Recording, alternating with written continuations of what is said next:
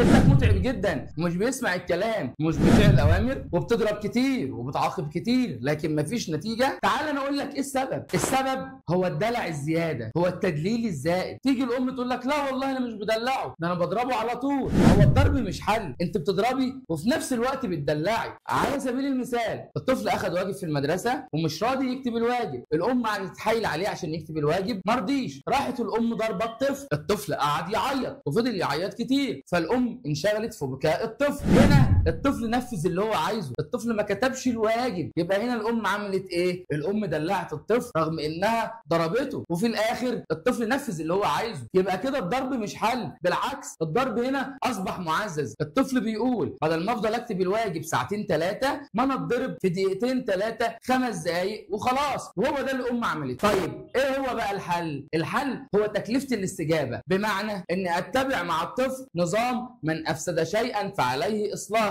تكلفه الاستجابه بمعنى ان الطفل لما ياخد واجب صفحتين ومش عاوز يكتبه وعمال يعيط عشان الام تضربه وفي الاخر ما يكتبش الواجب، لا الام هنا ما تضربش، الام تجبره انه يكتب الواجب. طب مش عاوز يكتب الواجب، الصفحتين يبقوا 4 والاربعه يبقوا 5، يبقى هنا الطفل هيختار انه يكتب الواجب صفحتين احسن ما العقاب يبقى مضاعف ويبقى 4 صفحات بعد كده يبقى 6 صفحات الى اخره. يبقى هنا الام طبقت نظام تكلفه الاستجابه وجاب نتيجه سريعه من الطفل من غير ضرب، من غير زعيق، من غير عصبيه. مثال تاني على تكلفه الاستجابه، لو الطفل قاعد بياكل وخلص اكل وماما قالت للطفل يلا يا حبيبي شيل الاكل مطرح ما اكلت، او دخل الاطباق حطها في الحوض، الطفل ما رضيش وقعد يتدرمغ على الارض، راحت الام صوتت وزعقت وراحت ضرباه، الطفل قعد يعيط، في الاخر مين اللي شال الاكل؟ الام هي اللي شالت الاكل. يبقى مين اللي نفذ اللي في دماغه؟ الطفل هو اللي نفذ في دماغه. يبقى هنا الام بتدلع رغم انها ضربت. امال الحل ايه؟ تكلفه الاستجابه ازاي؟ ان الام تطلب من الطفل انه يشيل الاكل، ما رضيش يشيل الاكل، اقول له خلاص انت هتشيل الاكل وبعد ما تشيل الاكل هتكنس الارض مطرح ما كنا بناكل. يبقى انا هنا زودت تكليف كمان، حطيت على الطفل امر كمان فوق الامر اللي هو رفضه. تبدا الام تمسك ايد الطفل تمسك بيها الاطباق طبق طبق وتدخلهم المطبخ. يبقى هنا الطفل نفذ الامر غصب عنه، وبعد ما ينفذ الامر غصب عنه اطلب منه شيء اضافي، يلا اكنس الارض بعد ما اكلنا، وهكذا في كل الاوامر. اي امر الطفل ما يرضاش ينفذه اطلب منه امر اضافي عليه كعقاب وينفذه غصب عنه، حتى لو الام مسكت ايد الطفل ونفذت بيها هي الامر. تدريجيا هتلاقي الطفل بيسمع الكلام على طول من اول امر واحد. ملحوظه اخيره، الكلام اللي احنا قلناه ده ما بيتطبقش في يوم وليله، بالعكس ده بياخد ايام وممكن ياخد شهور. ليه؟ لان الطفل لازم يتاكد ان الام ما بترجعش في كلامها، الطفل لازم يتاكد ان انا مهما زنيت على حاجه، مهما نشفت دماغي على حاجه، الام هتخليني اعملها برضه غصب عني. في الحاله دي لما الطفل يتاكد انه كده كده هينفذ الامر، كده كده الزن مش هيجيب نتيجه، العند مش هيجيب نتيجه، الطفل من وحده هتلاقيه بينفذ الامر مع الام. وزي ما في عقاب ولازم نخلي بالنا من حاجه، زي ما انت عاقبتي وضربتي لما الطفل ما سمعش الكلام، لازم يبقى في معزز لما الطفل يسمع الكلام. ونخلي بالنا